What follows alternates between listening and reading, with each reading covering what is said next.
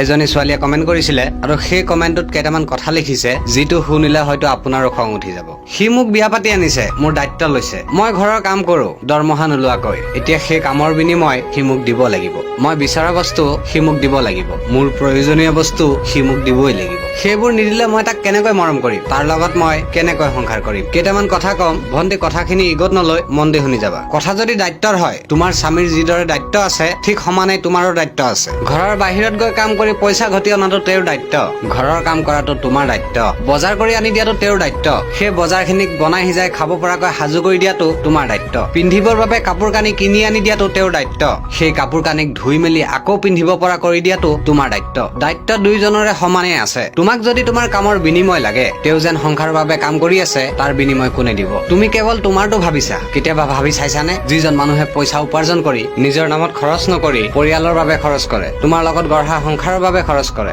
সেই মানুহজনক তুমি সংসাৰৰ বাবে কৰা কামৰ বিনিময় বিচাৰিবলৈ তোমাৰ এবাৰো লাজ নালাগিল? ল'ৰাসকলক এটা কথা কওঁ, তোমাক যদি তোমাৰ পত্নীয়ে ঘৰত কৰা কামৰ বিনিময়ৰ কথা কয়, তেতিয়া তাইক এইটো কথা কবা, ঠিক আছে তোমাৰ কামৰ বিনিময় যিমান হয় মই তোমাক দিম, কিন্তু এটা কথা, ঘৰ চলাবলৈ যিটো খৰচ হয় সেই খৰচটো তুমি সমানেই দিব লাগিব।